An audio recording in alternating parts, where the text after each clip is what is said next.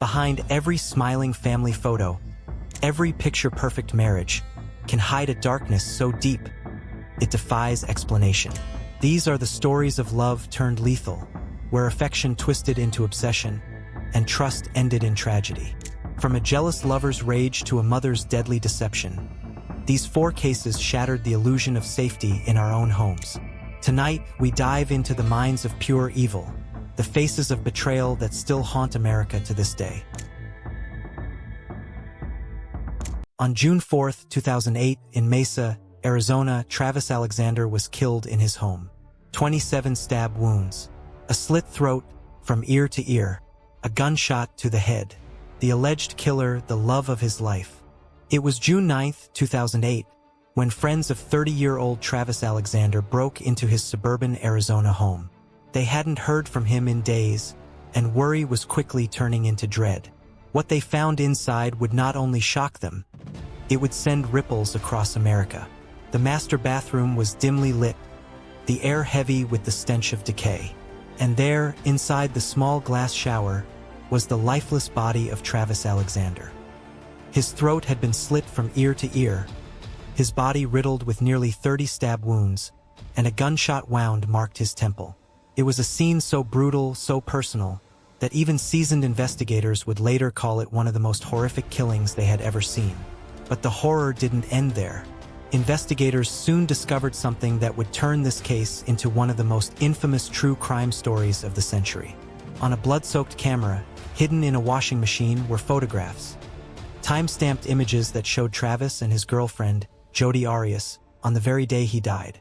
Pictures of intimacy, followed by pictures of violence. What unfolded next was a tale of obsession, betrayal, and lies so tangled that the world couldn't look away.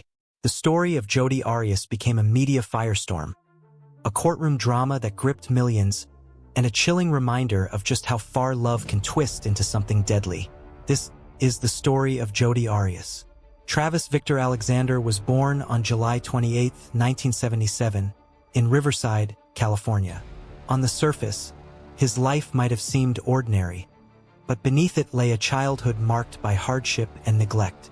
His parents struggled with addiction, leaving Travis and his siblings to fend for themselves in a home filled with chaos. At just 10 years old, Travis had to endure conditions no child should ever face. Dirty surroundings, little food, and parents who often disappeared for days. Eventually, his grandparents stepped in, taking Travis and his siblings under their care. They introduced him to the Mormon faith, a turning point that gave him structure, purpose, and a sense of belonging. As he grew, Travis transformed his pain into ambition. Charismatic and driven, he built a career in motivational speaking and sales, inspiring others with his story of overcoming adversity. Friends described Travis as upbeat, optimistic, and always the center of attention. He had big dreams, and he believed deeply in finding the right partner, someone who shared his values, his faith, and his vision of the future. He longed for a wife, a family, and a life built on stability, the very things his childhood had denied him. Jodi Arias, on the other hand, was born on July 9, 1980, in Salinas, California. She grew up in a middle-class family, the daughter of Bill and Sandy Arias. Unlike Travis, Jodi's upbringing was far more stable, though she would later claim her childhood was filled with emotional difficulties and tension with her parents. From a young age, Jodi had a passion for art, photography, and creative expression. Friends described her as attractive, charming, and often able to win people over quickly. But behind her warm smile and artistic talents, there were signs of insecurity and an intensity that could sometimes feel overwhelming. As she entered adulthood, Jodi bounced between jobs and relationships, searching for direction. She was known to adapt quickly to the men she dated, taking on their interests, their habits, even their beliefs.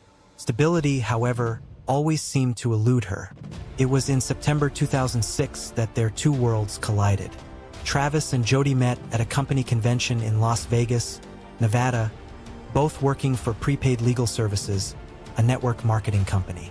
For Travis, it was just another professional gathering. For Jodi, it would change the course of her life. From the moment they locked eyes, there was an undeniable spark. Travis was instantly drawn to her beauty and charm, while Jodi was captivated by his charisma and confidence.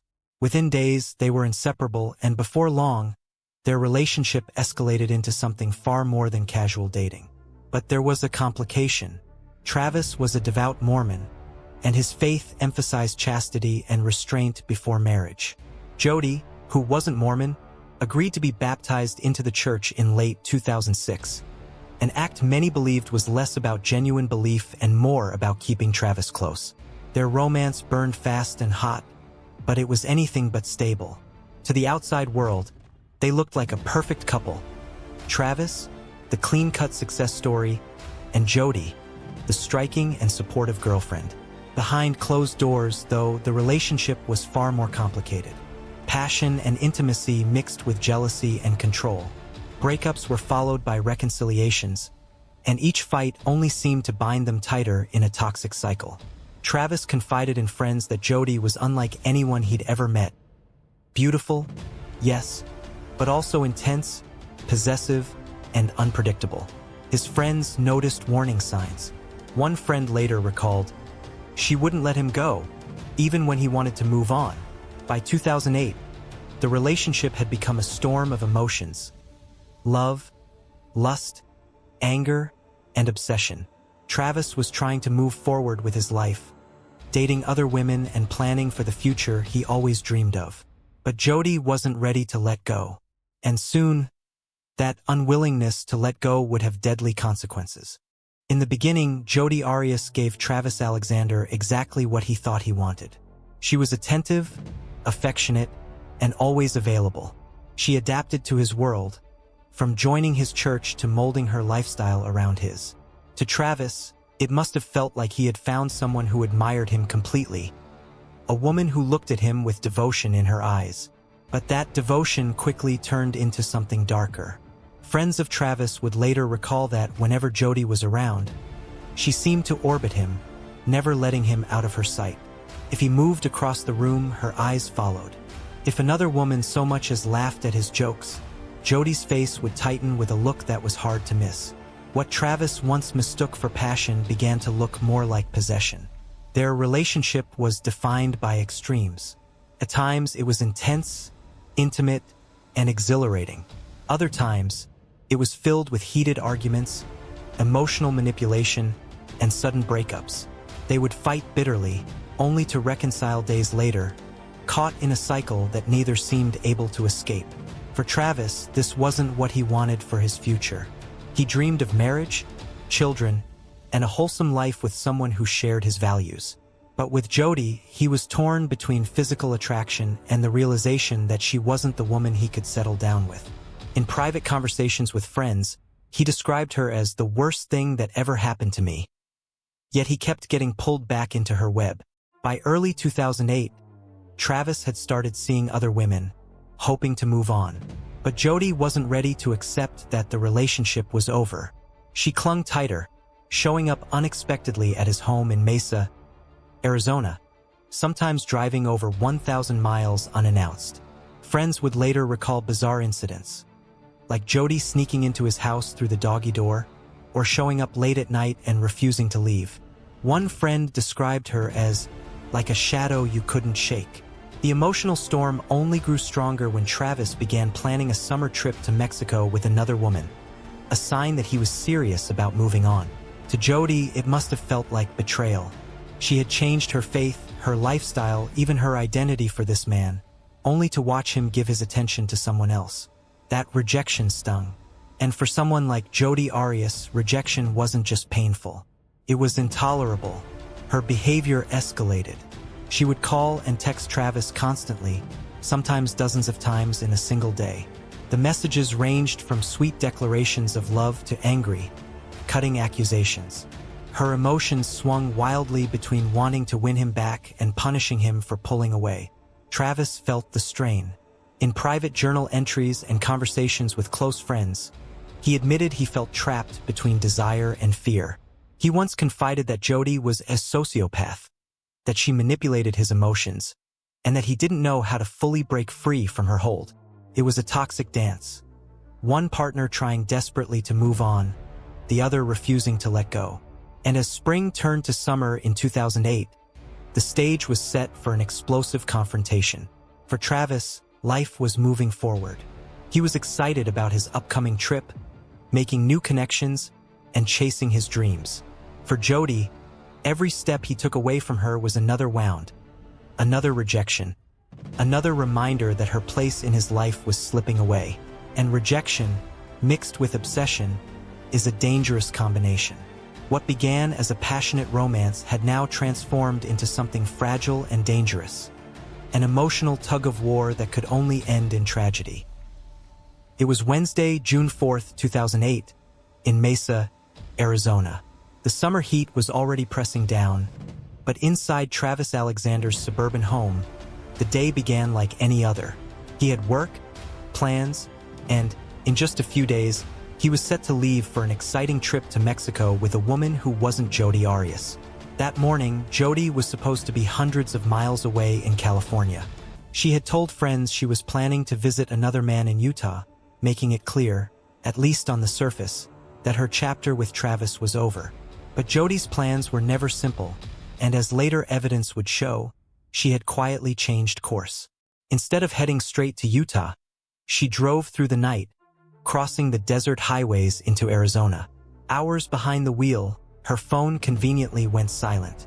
Investigators would later discover that her cell phone was turned off for a large portion of that drive, a detail prosecutors pointed to as a deliberate attempt to cover her tracks. By the afternoon, Jodi arrived in Mesa. For Travis, it must have been unexpected. Maybe he was surprised to see her, maybe he wasn't. Their relationship had always been unpredictable, with Jodi showing up unannounced before. But this time, the reunion was different. According to time-stamped photographs later recovered from Travis's digital camera, the two spent part of the day together inside his home. Around 1:40 p.m., the pictures showed them in intimate poses, smiling, kissing, wrapped in each other's arms. To anyone else, they might have looked like a couple still very much in love. But the camera didn't just capture moments of passion. It also captured the final hours of Travis's life. The last set of photos, taken just after 5:30 p.m., showed Travis in the shower. At first, he's looking directly at the camera, water cascading over him, his expression calm but serious. The images that follow are haunting. Travis crouched in the shower, his eyes wide, his body clearly in distress. Then a final blurry photograph, an image of blood, of chaos, of violence erupting in that bathroom. What exactly happened between those moments remains partly a mystery, but the physical evidence tells a horrifying story. At some point, Jodi attacked. Armed with a knife, she stabbed Travis repeatedly, over and over, until his body was covered in wounds. 27 stab wounds pierced his torso, back, and head. In the frenzy, she slit his throat from ear to ear, a wound so deep it nearly decapitated him. And finally, she shot him in the head with a .25 caliber gun, the bullet lodging near his skull. The brutality was staggering. This wasn't a single act of violence. It was rage, fury, obsession unleashed, the kind of overkill that spoke not just of murder, but of deep personal hatred. When it was over, Jodi didn't flee in panic. Instead, she attempted to clean the scene.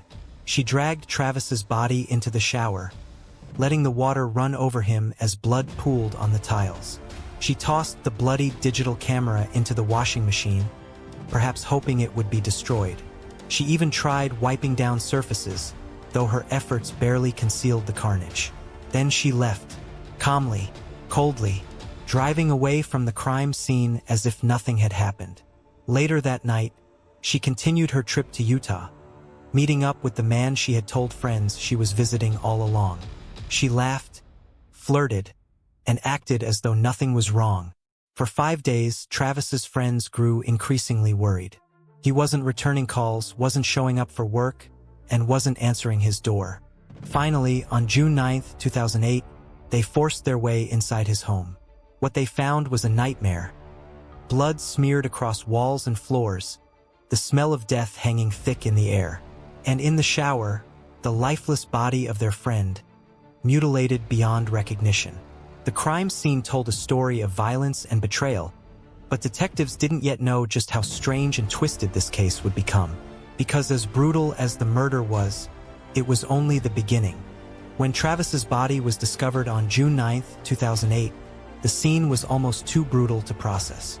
Blood streaked across the walls, pooling on the bathroom floor. The stench of decomposition filled the house. His friends, the ones who had gone searching for him, were devastated. And when police arrived, they immediately knew this was no ordinary homicide. The sheer violence of the attack suggested something deeply personal. Detectives quickly ruled out robbery. Nothing in the house appeared stolen. The evidence pointed towards someone who knew Travis, someone close to him. And almost immediately, one name surfaced again and again: Jodi Arias. When questioned, Travis's friends didn't hesitate to mention her. They described her as obsessive, unstable, and unwilling to let go of the relationship. One even admitted they had warned Travis about her, fearing she might hurt him. Police now had a prime suspect, but they needed evidence to prove it. That evidence came from one of the most unexpected sources: a camera. While searching the home, detectives found a digital camera tossed inside Travis's washing machine. It had gone through the wash cycle, its outer casing battered and soaked. But investigators sent it to forensic specialists, who managed to recover the memory card. What they found was chilling. The photos showed Travis and Jodi together on June 4th, the very day of his death. At around 1:40 p.m., the couple appeared intimate, posing in bed. But by late afternoon, the photos shifted. Travis was in the shower, staring directly into the camera. In the final frames, he appeared alarmed, crouched on the shower floor. Then came a blurry, accidental photo taken during the attack. An image of Travis's bleeding body and a portion of Jodi's leg and foot, clad in blood-stained pants. It was damning. The camera had captured the crime in progress, turning suspicion into undeniable proof. Detectives wasted no time in contacting Jodi. When she was first questioned, Jodi denied everything. Calm, composed, almost rehearsed, she insisted she hadn't been in Arizona at the time of the murder. She claimed she was on a road trip to Utah, visiting another man. But her alibi began to crack almost immediately. Investigators tracked her cell phone records and noticed gaps. Hours where her phone had been turned off as she traveled through Arizona. Gas receipts showed she had purchased fuel in locations that matched a route toward Travis's home. And then there was the camera. When confronted with the photographs recovered from Travis's shower, Jodi's story changed. No longer able to deny being at Travis's house, Jodi came up with a new explanation. She claimed that two masked intruders, a man and a woman, had broken into the house while she and Travis were together.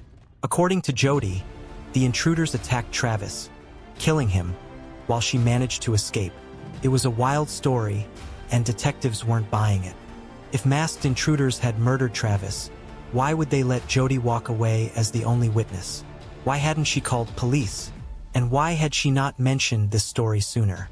The holes in her account were obvious, but Jodi stuck to it with unwavering conviction. To the detectives listening across the table, it was clear they were dealing with someone who could lie without flinching. Eventually, when the weight of the evidence became impossible to deny, Jodi admitted she had killed Travis. But this time, she spun it as self-defense. She claimed that their relationship had been abusive, that Travis had attacked her that day, and that she had fought for her life.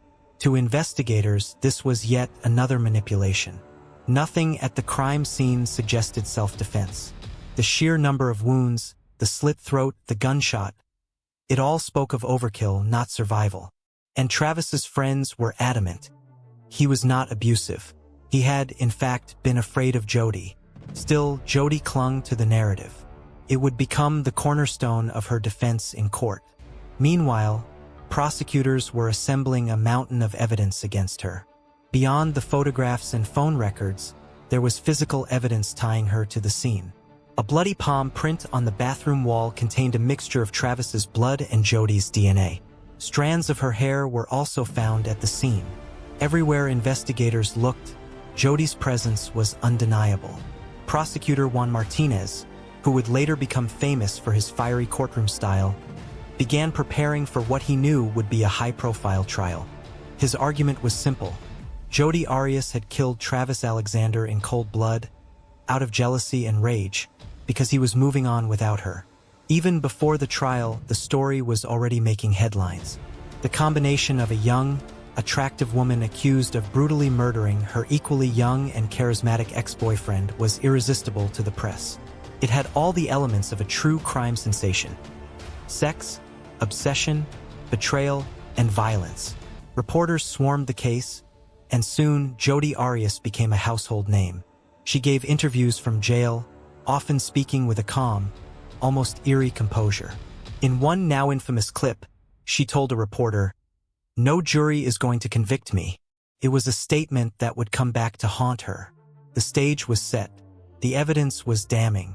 And as 2013 approached, the world was preparing to watch one of the most infamous murder trials in modern history unfold live, day by day, in front of millions. By the time January 2013 arrived, the trial of Jodi Arias was already being called one of the most sensational cases in modern American history. Court TV, HLN, and networks across the country covered every detail, turning the Maricopa County courtroom into something closer to a reality show than a legal proceeding. Millions of viewers tuned in each day, glued to the testimony, dissecting every expression, every word. It wasn't just a trial anymore. It was a cultural phenomenon. Leading the charge for the state was Juan Martinez, a fiery and relentless prosecutor. His strategy was straightforward. Jodi Arias killed Travis Alexander out of jealousy and rage. He argued that the murder was premeditated, that Jodi had planned it, stalked Travis, and executed him when she realized he was moving on with his life. The evidence Martinez presented was devastating. The camera photographs, showing the couple's final moments. The bloody palm print on the bathroom wall, a mix of Travis's blood and Jodi's DNA. The phone records and gas receipts, proving she had made a deliberate detour to Arizona. And finally, the brutality of the attack itself. 27 stab wounds, a slit throat, and a gunshot to the head. This, Martinez argued, wasn't self-defense. It was cold-blooded murder. On the other side sat Jodi Arias and her defense team, led by attorneys Kirk Nurmi and Jennifer Wilmot. Their task was monumental. With so much evidence stacked against her, they focused on one strategy: portraying Jodi as a victim of domestic abuse who snapped in a moment of fear. Jodi took the stand in her own defense, an unusual and risky move in a murder trial. For 18 days, she testified, becoming one of the longest-running witnesses in Arizona's history. She described her relationship with Travis as emotionally manipulative and sexually degrading. She claimed he belittled her, controlled her, and pressured her into sexual acts that conflicted with his religious values. Her story was vivid, detailed, and at times graphic. She painted Travis as a man who lived a double life, publicly a devout Mormon, but privately a sexual manipulator. According to Jodi, the day of the killing was the moment everything exploded. She claimed Travis attacked her in a fit of rage, and in fear for her life, she fought back. But her testimony clashed with the evidence. The sheer extent of Travis's injuries didn't look like self-defense. The fog she described about her memory seemed too convenient. And most damning of all, her lies had already shifted too many times.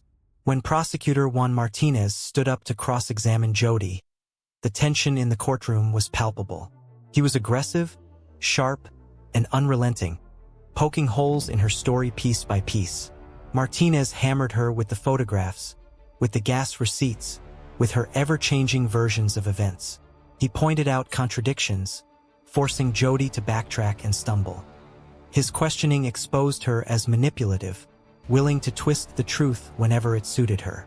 At one point, Martinez confronted her with her infamous statement, "No jury will convict me." Jodi tried to explain it away as nervous bravado, but to the jury, and to millions watching, it came off as arrogance, even smugness. The spectacle of Jodi sparring with Martinez was broadcast into homes across the nation. She remained calm, even flirtatious at times, while he raised his voice, pressing harder. The dynamic was magnetic, the kind of courtroom theater that kept viewers hooked day after day. Outside the courtroom, the trial was a media frenzy. Commentators debated endlessly. Was Jodi a cold-blooded killer or a battered woman pushed too far? Talk shows dissected her every move. Social media exploded with memes, arguments, and armchair detectives weighing in. The world wasn't just watching the trial, they were choosing sides. And the image of Jodi Arias, sitting quietly in court, sometimes doodling, sometimes testifying with tears in her eyes, became an obsession. By May 2013, the trial reached its climax. Juan Martinez delivered a passionate closing argument, reminding the jury of the overwhelming evidence. He described the murder as one of the most brutal, excessive killings he had ever seen, an act of pure rage and control. The defense countered with a plea for understanding, painting Jodi as a vulnerable woman who had endured emotional abuse. They argued she didn't plan the killing. It was a tragic, chaotic moment of survival. But as the jurors left to deliberate, the evidence seemed impossible to ignore. On May 8, 2013, after weeks of testimony and 15 hours of deliberation, the jury returned with a verdict. Jodi Arias was guilty of first-degree murder. The courtroom erupted. Some gasped, some cried, others nodded with grim satisfaction. For Travis's friends and family, it was justice. For Jodi, it was the nightmare she had once said could never happen. She had been convicted by a jury she believed would never condemn her. But the story wasn't over yet. The trial would now enter the sentencing phase, where the jury had to decide. Would Jodi Arias spend the rest of her life in prison, or would she face the death penalty? The guilty verdict was read aloud in court on May 8, 2013. The words hung heavy in the air. We, the jury, find the defendant, Jodi and Arias, guilty of first-degree murder. For Travis Alexander's family, it was a moment of relief after 5 long years of anguish. His sisters wept openly, clutching each other as the weight of justice finally touched their brother's name. Friends in the gallery nodded, whispering prayers of gratitude. But for Jodi, it was the end of the confidence she had carried into the trial. Gone was the woman who once told reporters, "No jury will convict me." Instead, she sat motionless, staring down, her face pale and unreadable. Yet the story was far from over. The jury's task was now even heavier, to decide whether Jodi Arias should live out her life in prison or be sentenced to death. In the days that followed, the trial shifted from evidence to emotion. Prosecutor Juan Martinez turned to the Alexander family, giving them a voice in the courtroom.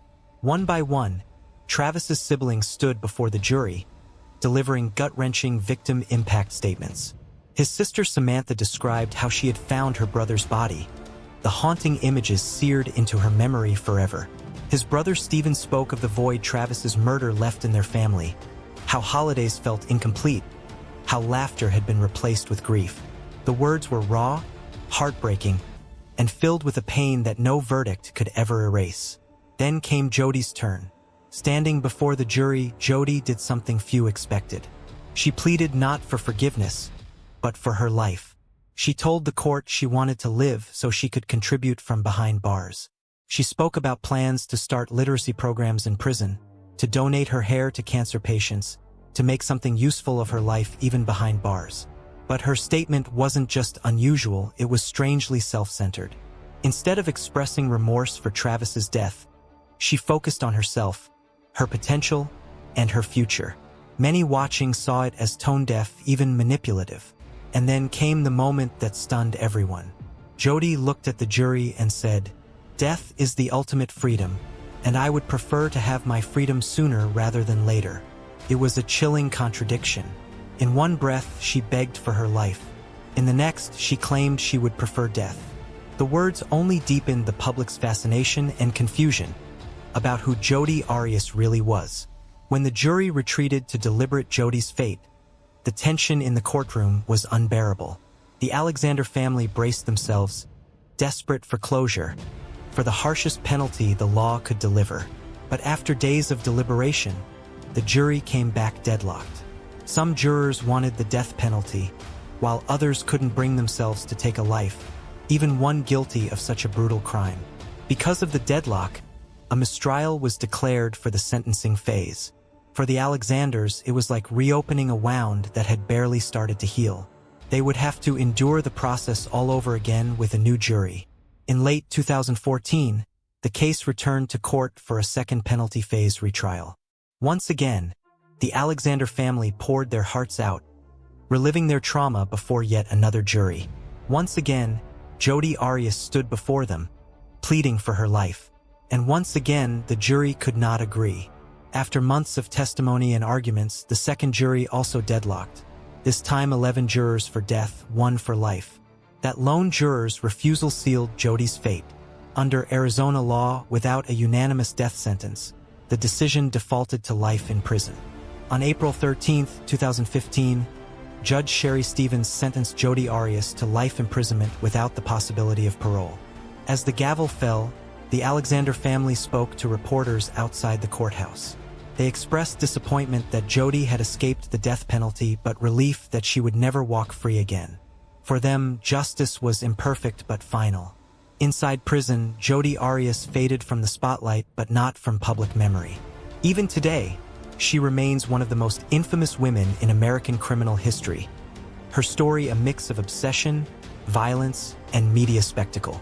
For Travis Alexander's loved ones, the trial's end was not the end of grief. His life was cut short in a way that no sentence could repair. Yet his family vowed to keep his memory alive, not defined by his death, but by the love and light he shared during his 30 years on Earth. The trial of Jodi Arias didn't just end with a sentence. It left behind a storm of questions, debates, and an enduring fascination with one of the most infamous true crime cases in American history. From the moment Travis Alexander's body was discovered in June 2008 to the final sentencing in 2015, this case consumed the media. It was splashed across TV screens, newspapers, and the internet. Millions tuned in to watch every moment, making it one of the most televised trials since O.J. Simpson. But why? Part of the obsession came from the sheer drama of the case. It had everything a tabloid could dream of. A beautiful but troubled young woman, a charismatic victim with a promising future, forbidden love, sex, betrayal, religion, jealousy, and a murder so brutal it shocked the conscience. Cable news networks aired the trial live. Commentators debated every word, every tear, every glance between Jodi and the jury. Social media exploded with theories, memes, and heated discussions. People around the world felt as though they personally knew Jodi Arias and Travis Alexander. For better or worse, Jodi became a household name, not because of her accomplishments, but because of the horror she inflicted. What made the story especially chilling was how ordinary Jodi appeared on the surface. She wasn't a hardened criminal. She wasn't a career offender. She looked like someone you might meet at a coffee shop or a bookstore. That contradiction, the girl next door who became a cold-blooded killer, captivated the public. People struggled to reconcile her soft-spoken demeanor and calm courtroom presence with the sheer savagery of her crime. And then there were her lies. Jodi's constantly shifting stories, denials, claims of masked intruders, then finally self-defense, turned her into a symbol of manipulation. She seemed incapable of telling the truth, no matter the evidence stacked against her. For many, she became the embodiment of deceit. While the world debated Jodi, it was easy to forget the real tragedy: the loss of Travis Alexander. For his family, the trial was not entertainment. It was a wound that was reopened every single day. They had to sit in court and hear intimate details about their brother's personal life, see graphic photos of his body, and endure Jodi's attempts to tarnish his memory. Even after the guilty verdict, they admitted that no sentence could bring true peace. Justice was served, but the hole Travis left in their lives could never be filled. Since 2015, Jodi Arias has been serving her sentence at the Perryville prison in Goodyear, Arizona. Life behind bars has not erased her notoriety. She has attempted appeals, given occasional interviews, and even sold drawings and artwork from prison. Yet despite her attempts to remain relevant, the spotlight has dimmed. Today, she is a forgotten figure to some, remembered only when her name resurfaces in documentaries or crime specials. But for the true crime community, Jodi Arias remains a case study in obsession, manipulation, and the extremes of human jealousy. The story of Jodi Arias and Travis Alexander forces us to confront uncomfortable truths. How thin is the line between love and obsession? How dangerous is it to ignore red flags in a relationship? And why does society become so captivated by cases of beautiful killers and tragic victims? For many, the case is more than just a murder story. It's a mirror reflecting our own fascination with darkness. In the end, Jodi Arias will spend the rest of her life in prison, while Travis Alexander's family carries on without him. His legacy is not the way he died, but the life he lived. His kindness, his laughter, his dreams that were stolen too soon. The Jodi Arias case will forever be remembered not only for its brutality, but for the way it captured America's attention. It became a cultural touchstone, a true crime obsession, and a reminder that evil sometimes hides in plain sight.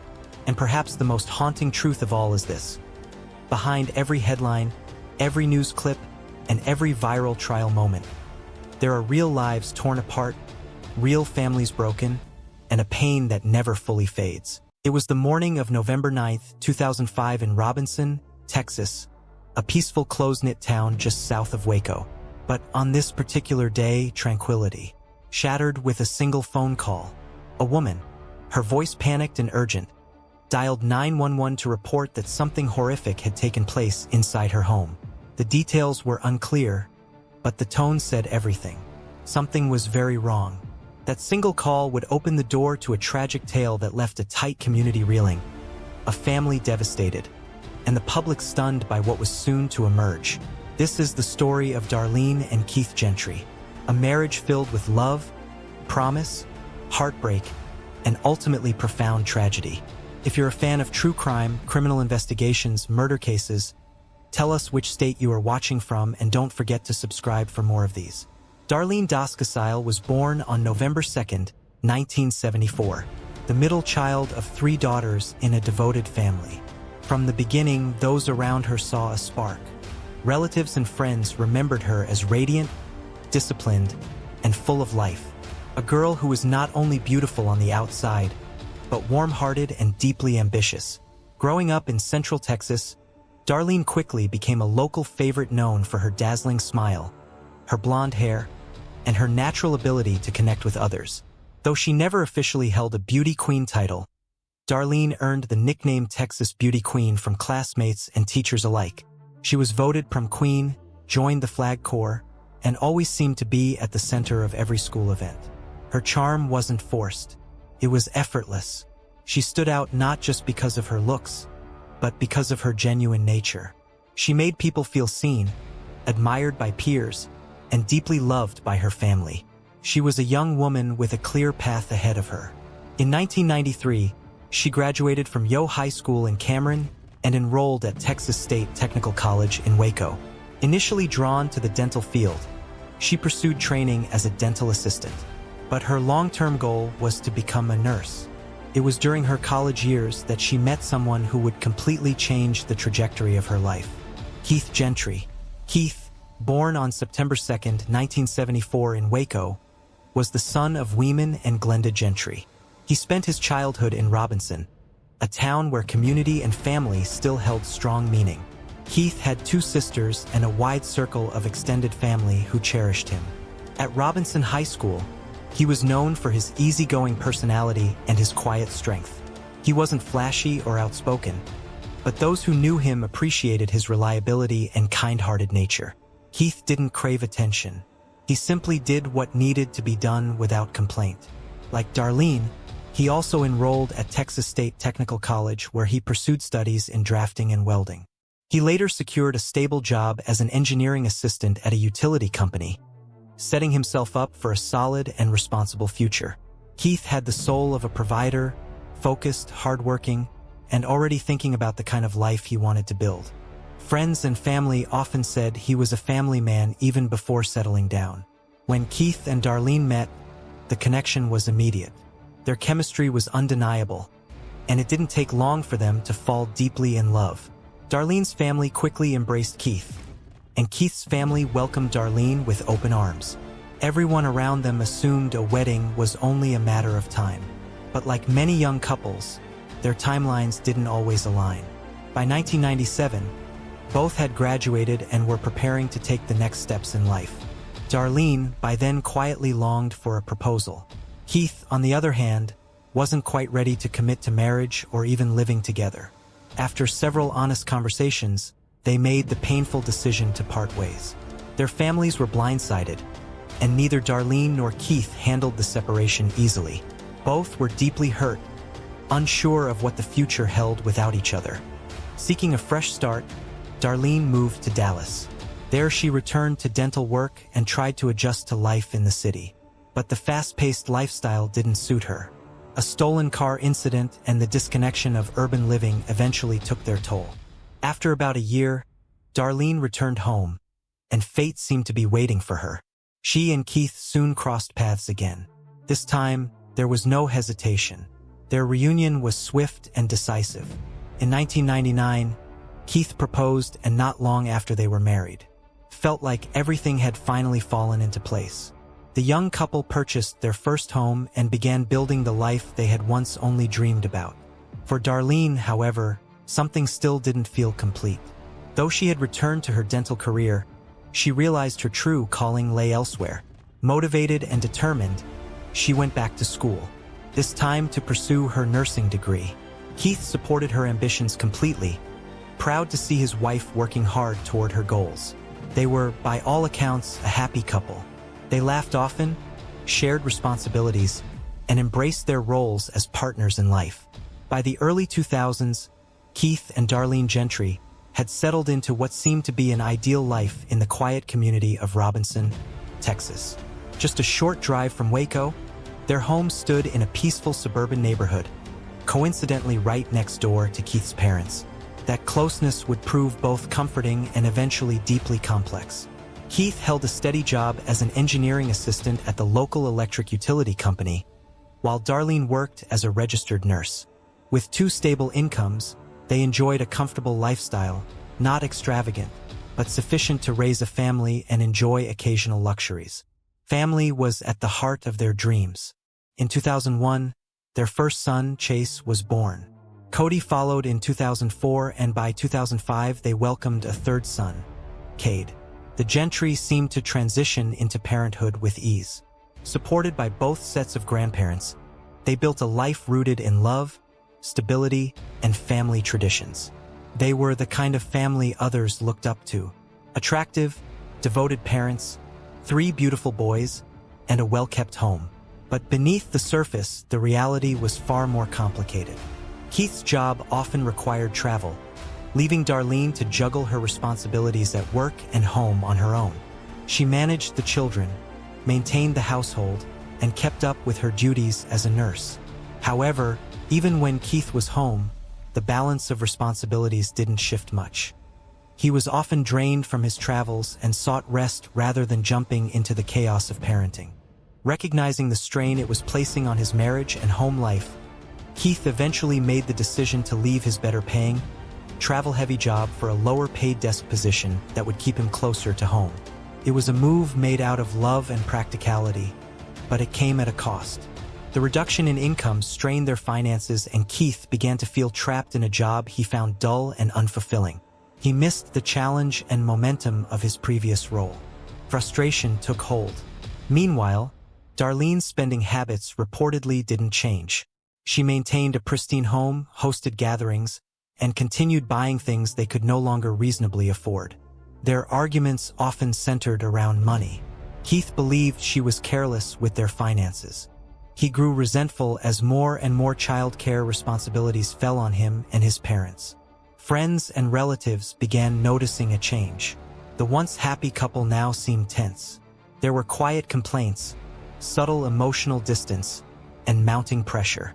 Still, there was no indication that either Keith or Darlene wanted a divorce. Keith, in particular, seemed determined to hold things together.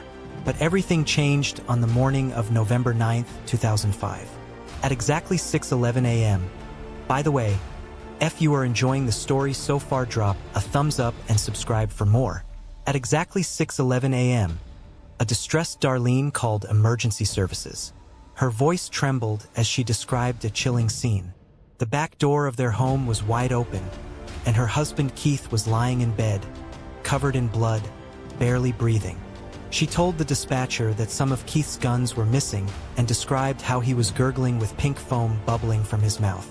Darlene claimed she hadn't slept beside Keith that night. Their youngest son, just 18 months old at the time, had been restless. According to her, she had taken the toddler into a separate bedroom where their other two sons were sleeping and stayed there to help them fall asleep. She said she played a movie and remained in the room until 6 a.m. when she awoke, discovered the back door open, and found her husband gravely wounded. Paramedics arrived at the Gentry residence shortly thereafter. Keith was still alive, but barely. He had been shot in the head and was completely unresponsive. The pink foam at his mouth, a sign of severe trauma, suggested that he was unlikely to recover. Emergency crews rushed him to Hillrest Baptist Medical Center in Waco, where he was placed on life support. Despite the efforts of medical personnel, Keith Gentry never regained consciousness. 2 days later, on November 11, 2005, he was pronounced dead. A homicide investigation was now underway. Detectives quickly turned their attention to the only other adult present in the home that night, Darlene.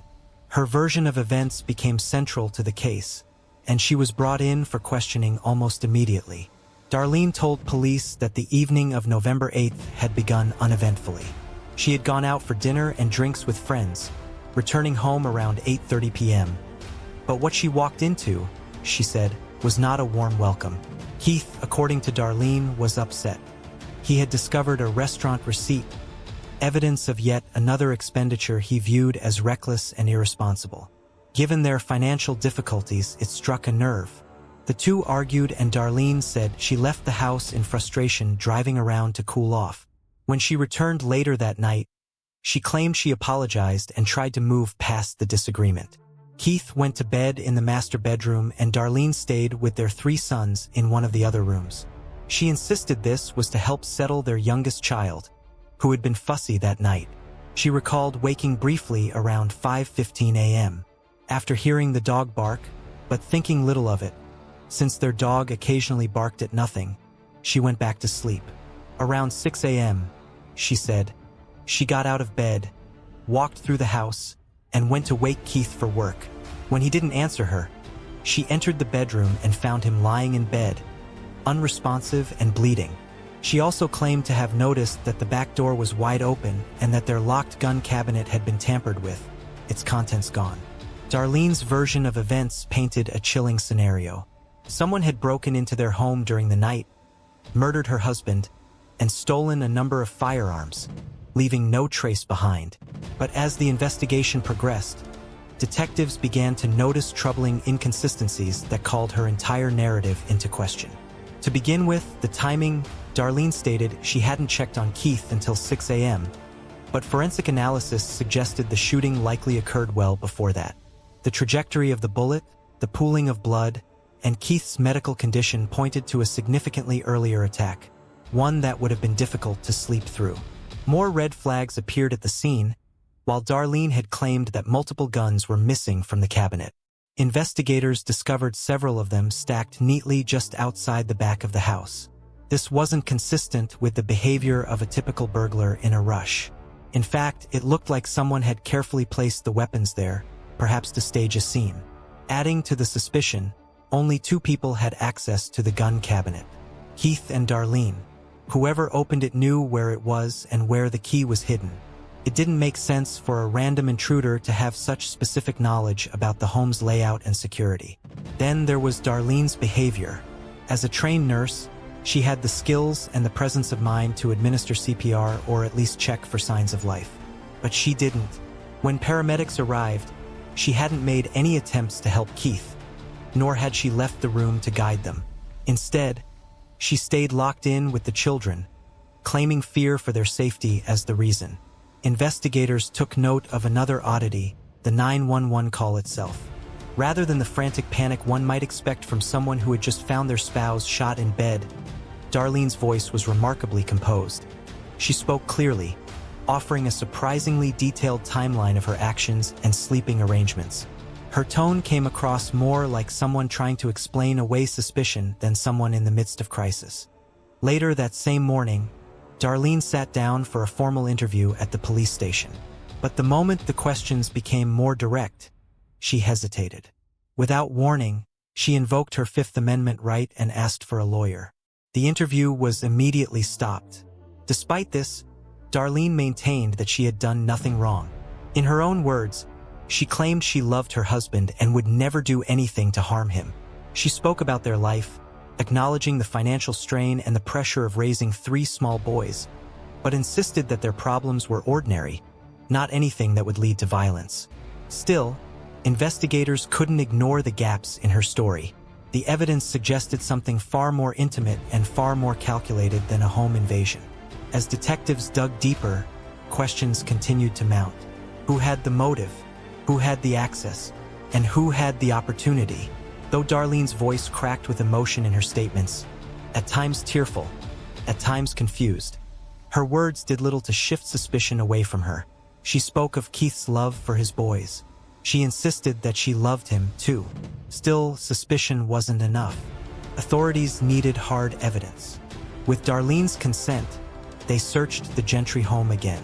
There were no signs of forced entry, something they had expected. But what they did find would prove far more damning. Buried deep inside the kitchen trash bin, investigators uncovered a pair of latex gloves. Hidden within the gloves was a single point, .222 caliber shell casing, traces of gunshot residue, and DNA that pointed to just 2 people, Keith and Darlene. It was a major breakthrough. Then came a possible motive. Detectives learned that Keith had a life insurance policy valued between $500,000 and $750,000. For someone in financial distress, it was enough to raise serious questions about intent. 19 days after the shooting, on November 28, 2005, Darlene Gentry was arrested and charged with murder. But the arrest didn't last long. That same day, Keith's parents, who had stood loyally by her side, posted a $50,000 bond to secure her release. The Gentry family, including Keith's own parents, refused to believe Darlene could be capable of such a crime. They stood by her, unwavering in their support. To them, she was not just Keith's wife, but the mother of their grandchildren, someone they trusted and loved. But then new and startling information emerged. Not long after her release on bail, Darlene contacted a local landowner and acquaintance, Robert Pavavila. She expressed interest in purchasing a rural piece of property near Axtell, Texas. The land featured a serene pond, and Darlene remarked that it reminded her of Keith's dream to take their sons fishing. A touching sentiment if it had ended there. But a few weeks later, Darlene called Pavavila with an unusual request. She asked if he could fill in the pond. The sudden change was jarring. Just weeks earlier, she had been enthusiastic about the water feature, seeing it as a tribute to Keith's memory. Now she wanted it gone. Pavavila sensed something was wrong. Troubled by the request, he contacted the authorities. Detectives immediately took interest in the pond. If Darlene wanted it filled so badly, they reasoned, perhaps it was because it concealed something she didn't want found. A search was quickly organized, and what they discovered confirmed their instincts. At the bottom of the pond was a .222 caliber revolver, the same caliber as the shell casing found in the gloves. It was the murder weapon. Yet, despite the circumstantial weight, investigators still needed a direct link, something undeniable. And so, they turned to Pavavila again, this time asking him to help set a trap. He agreed. Posing as if he were going along with her request, Pavavila called Darlene and said he was preparing to fill the pond, but first he needed to drain it. Police were banking on the possibility that if Darlene knew the pond might be emptied, she'd act fast to remove any incriminating evidence still inside. She took the bait. Over the phone, Darlene remained calm and agreeable. She didn't object. She didn't panic. But the very next day, under the watchful eyes of hidden surveillance cameras, she arrived at the property. Wearing wading boots and carrying a rod, she stepped into the water and began poking at the pond bed at the very spot where authorities had already retrieved the gun. The entire event was recorded, and with that, detectives had what they needed.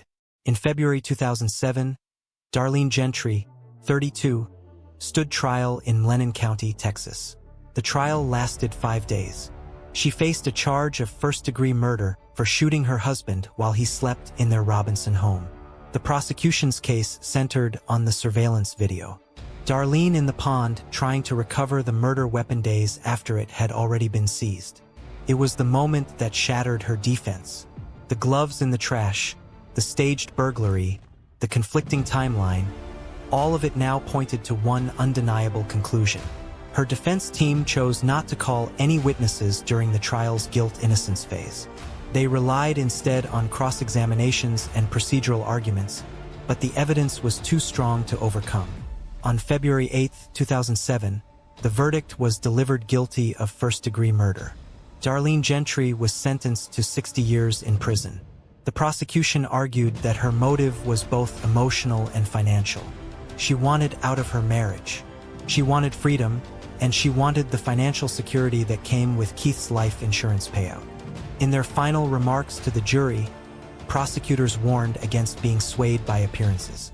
Darlene is currently serving her sentence at the Dr. Lane Murray Unit in Gatesville, Texas.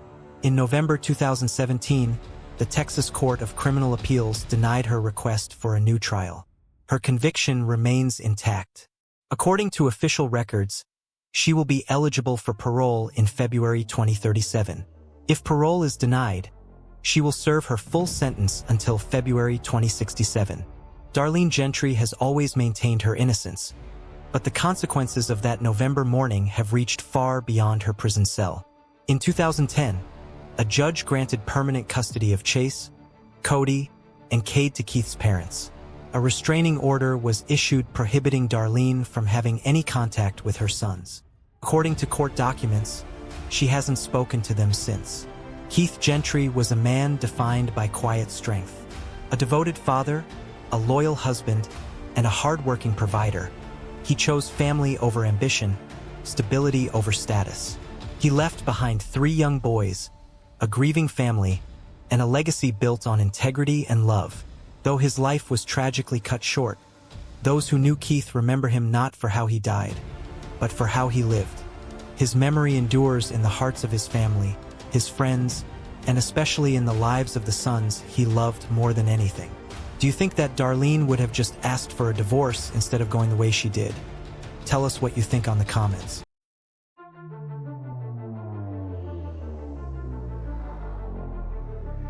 He never saw it coming. While he slept in the safety of his own bed, Dale Harrell's life ended in a storm of blood and betrayal. But the real shock, it wasn't an intruder. It wasn't a stranger. It was his wife. And the lies she told would rival any crime thriller you've ever heard. At first, Marissa Devault claimed it was self-defense. Then she blamed a brain-injured man.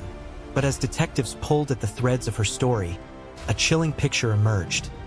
Secret affairs, staggering debts, and a woman willing to do anything to escape her life. What unfolded in that Arizona courtroom would draw comparisons to Jodi Arias and leave jurors stunned.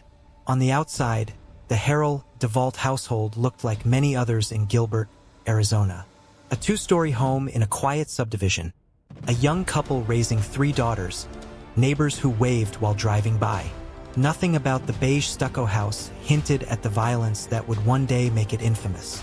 Dale Harrell, just 34 years old, was a family man. Friends and coworkers described him as dependable, good-natured, the kind of guy who worked hard and came home to provide for his wife and children. He was the kind of father who made time, even when he was tired, and who saw his daughters as the center of his world.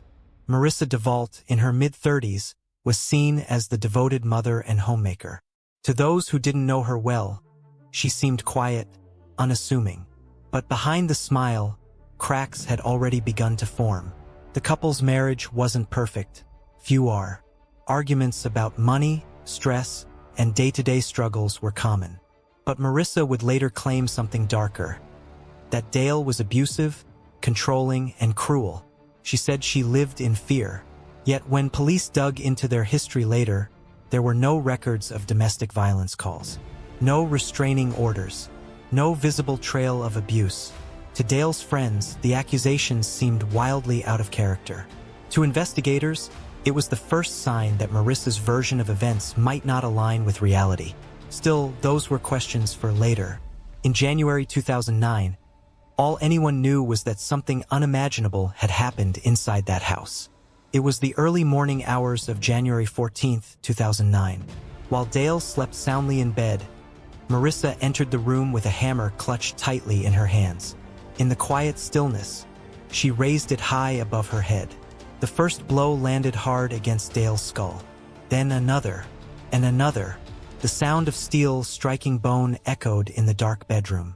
Dale jolted awake, bleeding, confused, fighting to comprehend the agony exploding inside his head. But Marissa didn't stop.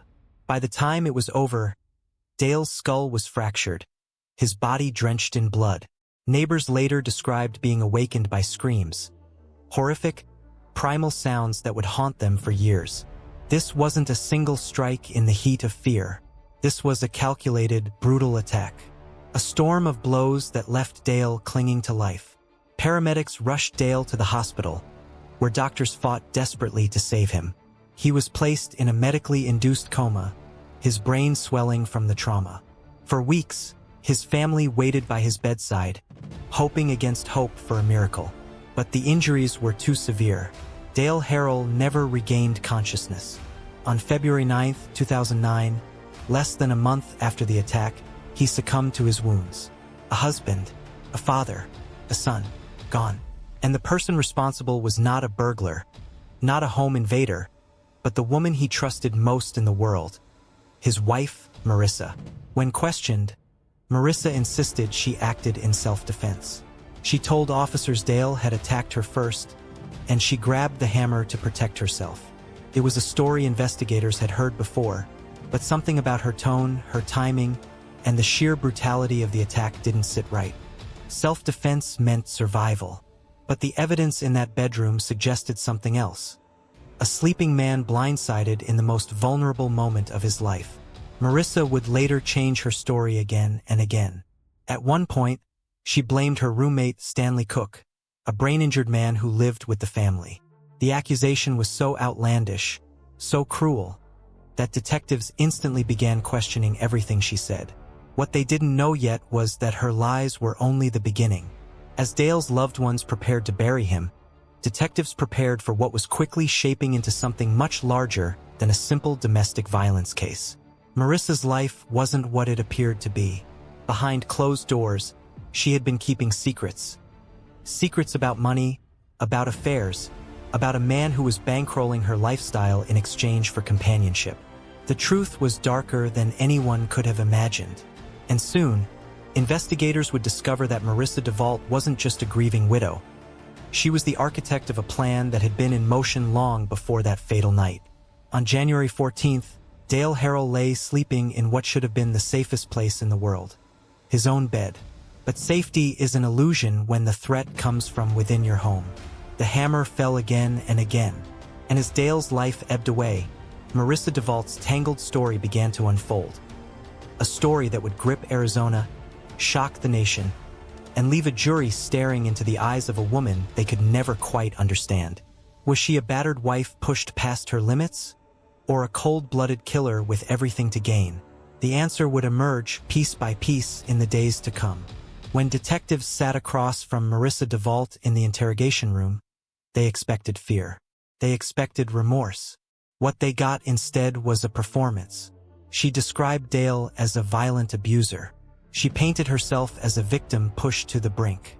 But as investigators pressed for details, her story shifted. First, she struck Dale in self-defense. Then, in a bizarre twist, she claimed her housemate, Stanley Cook, had attacked Dale instead. Cook was a vulnerable man, living with a brain injury from a previous accident. He was dependent on others, physically and mentally limited. For detectives, the idea that he had committed the brutal hammer attack was absurd. But what chilled them wasn't just the implausibility. It was the cruelty of attempting to pin such a horrific act on someone so defenseless. This wasn't a wife trembling in fear. This was a woman weaving stories, discarding them when they didn't stick, and creating new ones when the truth closed in. The deeper detectives dug, the more they uncovered a web of financial ruin. Dale Harrell had worked hard to provide for his family, but bills stacked higher than his paychecks. Marissa, meanwhile, had been living a double life. Investigators discovered that she owed tens of thousands of dollars in credit card debt. Shopping sprees, bills, secret expenses, all hidden beneath the surface of suburban normalcy. And then came the bombshell. A man named Alan Flores. Flores wasn't a relative. He wasn't a close family friend. He was a wealthy businessman who, for years, had been funneling money into Marissa's hands. Tens of thousands of dollars in cash, gifts, and support. Why? Because Marissa wasn't just a housewife. She was living a secret second life. Alan Flores was more than a financial backer. He was Marissa's lover. Their relationship was transactional but intimate, entangled in deception. Flores testified that he had given Marissa up to $300,000 over time. He believed he was rescuing her from hardship, perhaps even from abuse. But investigators believed differently. They saw a man manipulated, strung along with sob stories, promises, and carefully crafted lies. And what was Marissa's plan? Prosecutors would later argue that Dale's death was a way out, a clean break from a marriage weighed down by debt and tension. With Dale gone, insurance money and continued financial support from Flores could give her the life she craved. To the outside world, Marissa was a mother and wife. But beneath that mask was a woman entangled in greed, infidelity, and a dangerous willingness to do whatever it took to survive. Detectives returned to the crime scene, combing through every corner of the Harrell home. What they found reinforced their suspicions. The blood spatter in the bedroom told a story of an ambush, not self-defense. Dale's wounds showed he had been struck repeatedly as he lay in bed, unconscious, helpless. There were no signs of a struggle. No overturned furniture, no defensive wounds suggesting Dale had fought back. And then there was Marissa's behavior. Instead of grief, officers noted, she seemed calm, even detached. Her focus was not on Dale, still fighting for his life in the hospital, but on her own future. By 2014, after years of delays, the case finally moved to trial. The public braced itself for what promised to be one of Arizona's most sensational courtroom dramas since the Jodi Arias case. The prosecution was ready.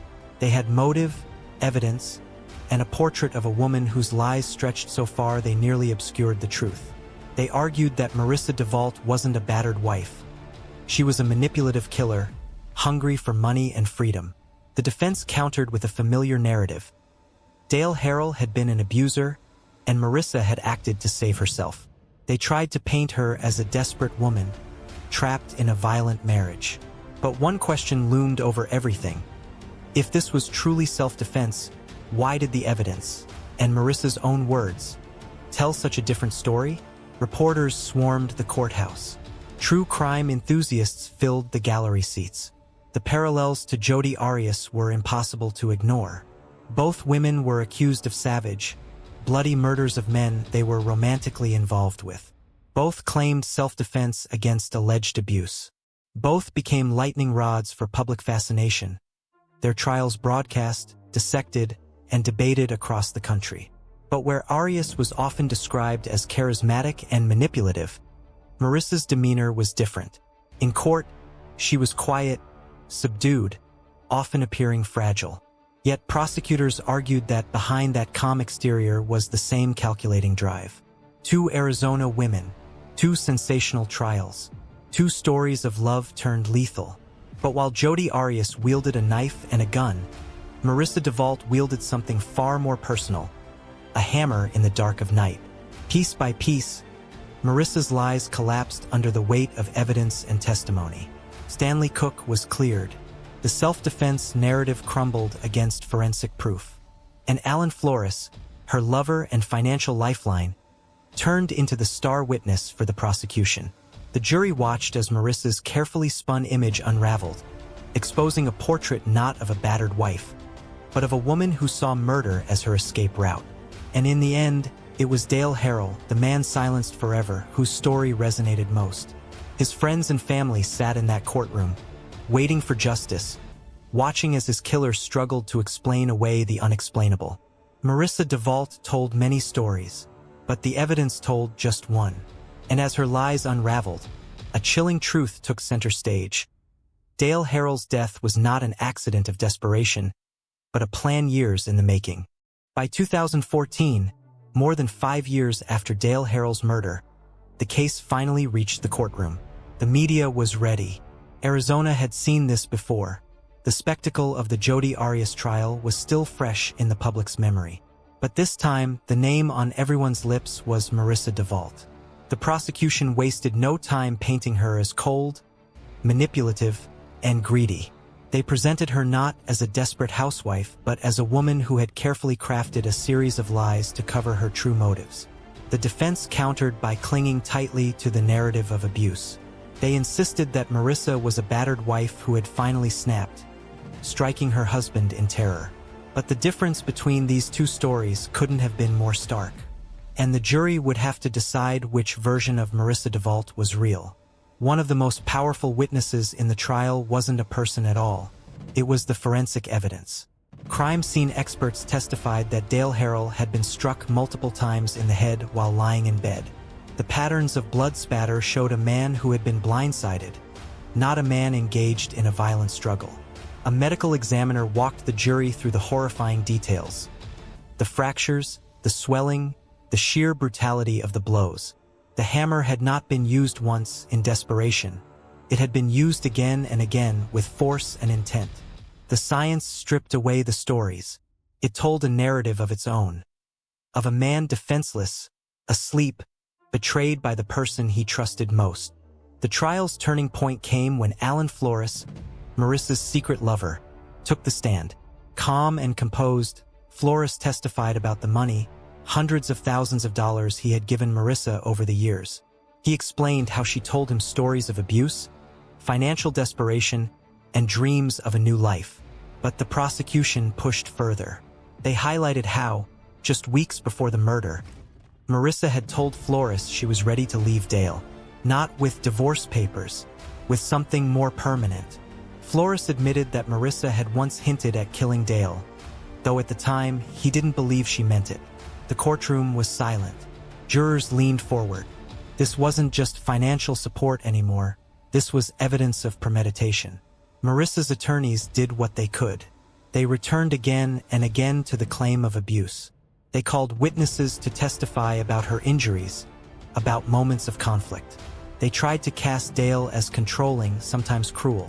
But the narrative never fully landed. Without a documented history of abuse, without neighbors or friends corroborating years of violence, the story felt thin. And worse, Marissa herself had destroyed her credibility long before trial. Her false accusations against Stanley Cook, her vulnerable roommate, lingered in the jurors' minds. If she could frame an innocent man once, what else was she capable of? Outside the courthouse, cameras rolled daily. Reporters filled evening broadcasts with every new detail, every twist, every shocking revelation. Commentators couldn't resist the comparison to Jodi Arias. But while Arias had been flamboyant in court, smirking and taunting, Marissa was different. She sat quietly, often avoiding eye contact, sometimes appearing frail, almost ghost-like. Still, the headlines burned with the same intensity. Hammer killer faces justice. Arizona wife accused of murdering for money. The next Jodi Arias? And inside the courtroom, the jury sifted through fact and fiction, trying to discern who Marissa really was. While the legal battle raged, Dale Harrell's family sat silently in the gallery, listening to their loved one's life reduced to testimony and evidence. His daughters, too young to understand at the time of his death, were now growing up in the shadow of tragedy. Friends described Dale as hardworking, kind, someone who didn't deserve to be remembered only as the victim of a gruesome crime. Their grief was a quiet weight in the courtroom, a reminder that behind every headline was a human being, stolen too soon. For the jury, it was about evidence. For the media, it was about spectacle. But for Dale's family, it was about something far simpler: the devastating loss of a father, a son, a brother. As the trial neared its end, both sides sharpened their blades. The prosecution's closing was blistering. Marissa Devault had plotted her husband's murder, executed it with a hammer, and then spun a web of lies so outrageous they nearly obscured the truth. They called her manipulative, greedy, and ruthless. The defense pleaded for mercy. They asked jurors to see Marissa not as a killer but as a woman trapped, battered, and finally pushed past her breaking point. They asked them to see the human being behind the crime scene photos. But the evidence weighed heavy, and the lies, too many, too calculated, seemed impossible to ignore. For weeks, the jury listened. For weeks, they watched Marissa Devault sit silently as her life unraveled piece by piece. And now, their task was simple, yet impossible. Was she a victim, as she claimed? Or was she a cold-blooded killer, as the evidence showed? The answer would come soon, and it would seal Marissa's fate forever. The jury filed into the deliberation room, carrying with them the weight of weeks of testimony, hours of evidence, and a single question that would define the rest of Marissa Devault's life. Was she a battered woman who snapped, or a manipulative murderer who struck for greed? Inside that private chamber, they combed over the hammer, the blood spatter, the lies, the testimony of Alan Flores, and the failed framing of Stanley Cook. Each piece of evidence felt like a shard of glass, sharp, dangerous, and cutting at the truth from a different angle. Outside, the world held its breath. Reporters stood ready. Cameras pointed toward the courthouse doors. Families sat stiffly, waiting for closure or devastation. And Marissa, she sat in her chair, stone still, her face a mask. After days of tense deliberations, the jury returned. The room fell silent as the foreperson stood, verdict slip in hand. The clerk's voice cut the air like a knife. On the charge of first-degree murder, we the jury find the defendant, Marissa Devault, guilty. Gasps erupted in the gallery. Reporters scribbled furiously. Dale Harrell's family clutched each other, tears spilling down their cheeks. For them, it was not justice restored because nothing could bring Dale back, but it was justice delivered. For Marissa, it was the end of the narrative she had tried to spin, the collapse of a world she thought she could control. But the verdict was only the beginning. Arizona was one of the states where the death penalty was still an option. And now, the same jury would have to decide whether Marissa Devault would live or die. Prosecutors pushed hard. They argued that the murder was not only brutal but calculated, carried out for financial gain. They emphasized the deceit, the attempts to mislead police, the betrayal of her children and family. The defense begged for mercy. They highlighted her history of mental illness, her unstable background, her claims of abuse, even if unproven. They painted her as broken, not evil. For days, the jury wrestled with the question of life versus death. It was the heaviest burden imaginable. And in the end, they chose mercy. Marissa Devault was sentenced to life in prison without the possibility of parole. Even after the sentence, the question lingered: who was the real Marissa Devault? To some, she was a cold-blooded killer, calculating, manipulative, willing to destroy anyone in her path for money and escape. To others, she was a deeply troubled woman, scarred by trauma, desperate for love, trapped in a cycle of lies she couldn't escape from. The truth may have been a twisted blend of both. Psychologists who later studied the case pointed out her ability to fabricate entire narratives at will, switching from victim to villain to survivor in a heartbeat. Her lies weren't sloppy. They were elaborate, multi-layered, tailored for each audience. That kind of deception spoke to something chilling. Not just a crime of passion, but a mind capable of crafting worlds of fiction and living inside them. Even after the trial ended, questions remained. Did Marissa truly endure abuse at Dale's hands? Or was it another invention to justify the crime? Why did Alan Flores continue supporting her, even as her lies grew darker? Was he a victim of manipulation, or a willing accomplice blinded by love? And most hauntingly, did Marissa ever believe her own lies? Or did she always know exactly what she was doing?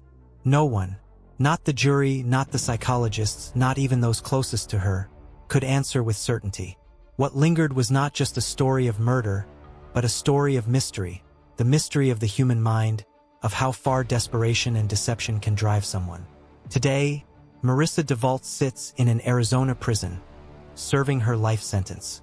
The cameras are gone. The headlines have faded. She is no longer compared daily to Jodi Arias, but the shadows of her story remain. In rare interviews, she has maintained her stance as a victim, never fully taking responsibility for the crime. To some, this is proof of her manipulative nature. To others, it is proof of her delusion. Either way, she will never walk free again.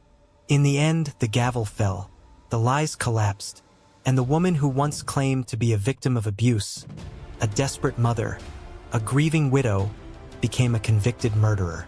But the mystery of Marissa Devault remains.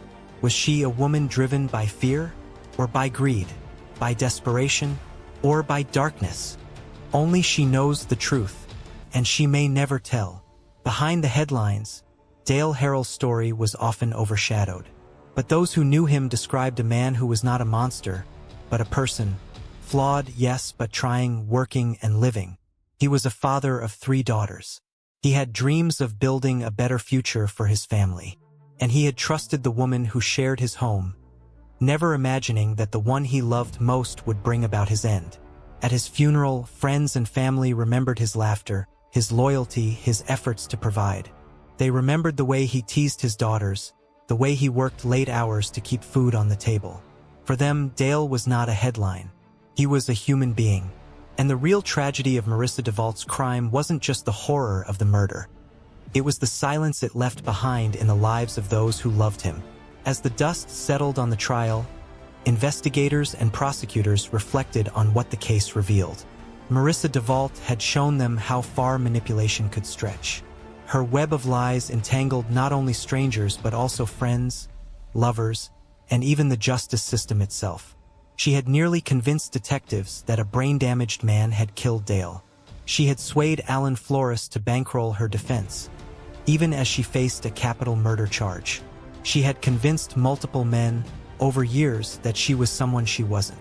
It was a chilling lesson. Sometimes the most dangerous weapon isn't a hammer, it's deception. Marissa's case also reignited conversations about domestic violence, both real and fabricated. Advocates for victims of abuse worried that women like Marissa could make it harder for real survivors to be believed. By weaving abuse into her defense without evidence, she risked undermining the credibility of countless women who truly lived in fear of their partners. Others argued that Marissa's story revealed society's blind spots, the ways in which people are quick to believe a narrative of victimhood, even when the facts don't line up. Either way, her trial left more than just a legal precedent. It left a cultural scar. In prison, Marissa Devault faded from headlines. She no longer made national news, no longer stood in front of cameras. She became another inmate, serving a life sentence in the Arizona Department of Corrections. Her daughters grew up without their father, without their mother, without the life they had once known. For them, the echoes of that hammer strike never ended. They carried forward scars that would never fully heal, the scars of betrayal, of abandonment, of becoming collateral damage in a story they never asked to be part of. And still, the mystery lingers. Why did Marissa Devault truly kill Dale Harrell? Was it purely financial desperation, as prosecutors argued? Or was it something darker, something in her psyche that drove her to destroy the man beside her? Did she ever feel guilt in the quiet hours of the night, behind the bars of her cell? Or did she, as some psychologists believe, convince herself of her own lies until they became truth? We may never know, because Marissa Devault, like Jodi Arias before her, has become more than just a criminal. She has become a riddle, one wrapped in blood and betrayal. A hammer in the night, a husband who never woke up, a wife whose lies unraveled before the world. This was not a crime of passion. It was a crime of deception. In the end, the jury saw through the stories, the manipulations, the performances, and Marissa Devault was left with nothing but the truth and a life behind bars. In loving memory of Dale Harrell, may his soul keep resting. Shanann, Bella, Celeste, if you're out there, just come back. A Frederick man is pleading for the safe return of his pregnant wife and 2 daughters who vanished earlier. Just 48 hours later, the world would discover the horrifying truth. The man begging for his family's return was the one who took their lives. Frederick, Colorado, a small, peaceful town where the sun sets behind rolling hills and life moves at a gentle pace. The kind of place where tragedy feels like something that happens somewhere else. But in the summer of 2018, this quiet suburb would become the epicenter of one of the most disturbing crimes in modern American memory. At the end of Saratoga Trail stood the Watts family home, a two-story house with gray shutters, a white garage door, and toys scattered neatly on the front lawn. Inside lived Chris and Sean Watts, a couple who seemed to have everything. A loving marriage, 2 beautiful daughters, and a baby boy on the way. Sean was radiant, full of energy, positivity, and determination. She worked in health and wellness, often sharing her life on social media with infectious enthusiasm. Her videos painted the portrait of a woman deeply in love with her husband and proud of her family. She often spoke about how lucky she was, how grateful she felt to have found someone like Chris. Chris, meanwhile, appeared quiet and gentle. He was a technician for an oil company, reliable and soft-spoken. To neighbors, he was the ideal family man, the kind who smiled politely and kept to himself. In every video Sean posted, he was there, calm, smiling, supportive. Their daughters, Bella and Celeste, filled the house with laughter. They were the kind of children who made everything brighter. The pool opens in 2 weeks too. Bella with her shy sweetness, and Cece, the fearless one, always giggling and running into her father's arms.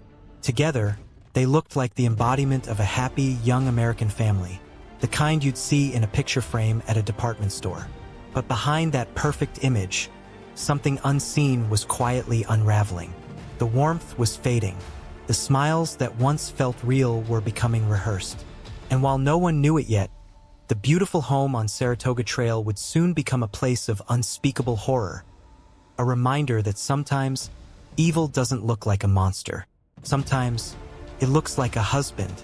The summer of 2018 should have been one of the happiest times of Shanann's life.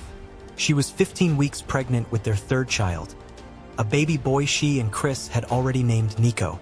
Her videos glowed with excitement. She'd tell friends how ready she was for this next chapter, and how much she loved her growing family. But behind closed doors, the atmosphere in the Watts household had changed. Chris had grown distant, not angry or loud, just absent. The same man who used to rush home to his daughters now seemed distracted, quiet, and detached. He stopped initiating conversations, avoided affection, and no longer responded to Shanann's messages the way he used to. At first, Sean thought it was stress, maybe work pressure or exhaustion. She tried harder, planning little getaways, sending heartfelt texts, and posting loving photos online, hoping to rekindle what was slipping away. But something inside her sensed it. The warmth was gone. During a trip to North Carolina that July, Sean stayed with family while Chris arrived later. Relatives noticed it immediately. The distance between them, the way Chris avoided eye contact, his unnatural quietness. Even their daughters felt it. Bella, the older of the two, once told her mother softly, "Daddy's different." Sean confided in close friends that she felt something was wrong. Terribly wrong. She worried Chris might be seeing someone else. Her messages, later recovered, showed her confusion and heartbreak. She still loved him deeply, but she no longer recognized the man she had married. When Sean returned to Colorado for a business trip in August, she carried a sense of dread she couldn't shake. She told friends she planned to confront Chris about the distance between them once she got home. Her friends urged her to stay positive, to believe it was just a rough patch. But Sean knew. Something in her husband's eyes had changed. On the evening of August 12, 2018, Sean boarded a late flight from Arizona back home. Her friend Nicole Atkinson dropped her off around 2 a.m. They hugged goodbye, unaware it would be the last time anyone would see Sean alive. The next morning, Sean missed a doctor's appointment and didn't respond to texts or calls. For Sean, who was always punctual and communicative, that was unheard of. Nicole's worry grew into panic. By noon, she called the police and drove to Watts' home. Chris met her at the door, calm, almost too calm. He claimed Sean had taken the kids to a friend's house, but her car, purse, and phone were still inside. The officer who responded began looking around the home, body camera rolling. Everything was in its place. Nothing broken, nothing messy. But the air felt wrong, like a house that had been frozen mid-breath. Chris kept talking, almost rehearsed, explaining details no one had asked about. His voice stayed steady, even as his wife and children were missing. And as the camera lingered on his expression, there was no trace of fear, only control. Outside, neighbors whispered that something wasn't right. One of them showed the officer's security footage from a nearby camera. Chris backing his truck into the garage at 5 a.m., loading something heavy in the dark. The officer turned to Chris, who stood just behind him. For the first time, his calm demeanor faltered. At that moment, the suspicion began. And with it, the slow unmasking of the man the world thought they knew. By the afternoon of August 13, 2018, the Watts quiet neighborhood had become a small swarm of flashing lights and whispered suspicion. Officers combed through the home while Chris stood in the driveway, arms folded, face expressionless. Inside, police noted the eerie normalcy of everything. Shanann's suitcase lay open at the base of the stairs, her phone still on the couch.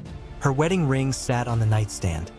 A small, chilling detail that didn't fit any of Chris's explanations. Detectives quickly began piecing together the inconsistencies. Shanann couldn't have just gone to a friend's house. Her car was still in the garage. Her shoes were by the door. Nothing about her disappearance added up. That evening, Chris agreed to a television interview. Standing on his porch, he begged for his family's safe return. Eyes dry, voice steady. I just want them back. I just want them to come back. And if they're not safe right now, that's what's tearing me apart. Because if they are safe, they're coming back. But if they're not, this has got to stop. Like, somebody has to come forward. Shanann, Bella, Celeste, if you're out there, just come back. 2 days later, detectives brought Chris in for questioning. They began gently, small talk, empathy, comfort to gain his trust. Chris answered everything politely, calmly, almost too calmly. But when asked to take a polygraph test, he agreed without hesitation. The examiner, seasoned and skilled, told him plainly before starting, "If you did anything to your family, now is the time to be honest." Chris smiled faintly. "I didn't hurt them," he said. The test began. His breathing changed. His pulse spiked. His answers, short, mechanical, betrayed a quiet storm beneath the surface. When it ended, the examiner returned with the results. "Chris, you failed the polygraph." He did not pass the polygraph test. Okay. Okay. So now we need to talk about what actually happened. And I feel like you're probably ready to do that. So can you start from the beginning and tell us what happened? Everything that I have told you, I did not lie on this polygraph. I don't know how much I could tell you right now. Like, I did not. It's not even an option right now because you did not pass the polygraph. So this is where the rubber meets the road, Chris. Like, don't let this continue any longer, please. I'm not trying to make anything continue. Like, I want them back home. Like. But you know they're not coming back home. You know that. I don't know in the back of my head. I hope they come back home. But you know they're not. I hope they come back home. Mm-hmm. The words hung heavy in the room. For the first time, Chris's composure cracked. He buried his face in his hands. His voice trembled. Detectives leaned in. They offered him an out, a sliver of justification. They told him they knew something terrible had happened, that maybe Shanann had hurt the children and he had reacted in a moment of rage. It was the opening he needed. She hurt them, Chris whispered. And then, I did the same to her. The lie gave way to a partial truth, and from that partial truth, the full horror soon followed. Investigators found Shanann's body buried in a shallow grave near a remote oil site where Chris worked. Nearby, the small bodies of Bella and Celeste were discovered inside oil tanks, hidden under the blazing Colorado sun. It was the kind of scene that haunts investigators for life. When confronted with the evidence, Chris broke completely. The truth spilled out in fragments, emotionless, hollow, as though he were describing a dream. He admitted to strangling Sean and at home after an argument, then driving her body, along with their daughters still alive at the time, to the oil site. There, he ended their lives too. In his mind, he told police he thought it would be easier that way. Clean start, a new life with someone else. But as those words left his mouth, detectives stared in disbelief. The calm, polite man who'd begged for his family's return on television had confessed to ending their lives with his own hands. The mask was gone. That confession shattered not only the illusion of the perfect family, but the very idea that anyone could have seen it coming. Son, stand up for me. I'm going to have you face that wall. Put up your hands. You want to face this wall? Let's walk up this way. And as police led Chris away, the world began asking the question no one could answer. Why? To the world, Chris Watts was a quiet, devoted husband. The kind of man who mowed his lawn on weekends, attended birthday parties, and tucked his daughters in with bedtime stories. So when he confessed to murdering his entire family, the question wasn't how. Investigators already knew that. The question was why. How could a man who smiled for family photos, who kissed his children goodnight, carry such darkness inside him? Park out there on the side, I just want to get everything bring in. Be easier to load everything out there, all the tools that I had to bring in.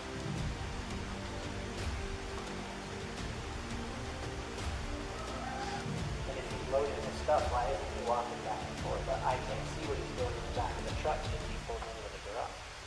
And he knows my cameras. Hey, he's acting so suspicious.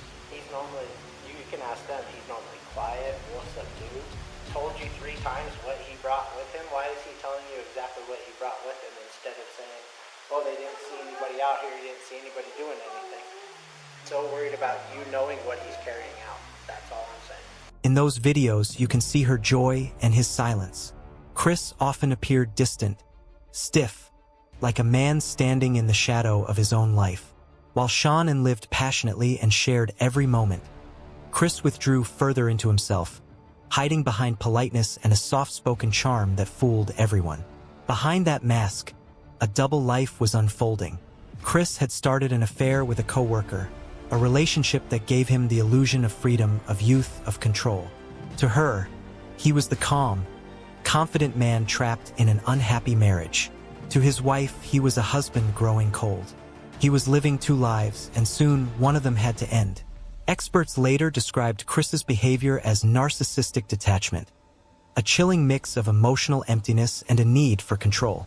He didn't lash out in anger, he erased. When reality became inconvenient, he simply removed it. To him, the crime wasn't driven by passion. It was driven by the fantasy of starting over. He wanted to erase the old life completely, to step into a version of himself that existed only in his mind. And yet, what made the world shudder most wasn't the act itself. It was his calmness afterward. When Chris appeared on television pleading for his family's return, he already knew where their bodies were. When he hugged Shanann's friends, he had already buried her. When he smiled into the cameras, it wasn't grief. It was control. That haunting calmness became one of the most chilling elements of the entire case. A glimpse into a type of evil that doesn't rage, doesn't scream, doesn't even blink. Psychologists have debated his motives endlessly. Was it the affair? Was it financial stress? Was it years of quiet resentment? But beneath all those theories lies one truth.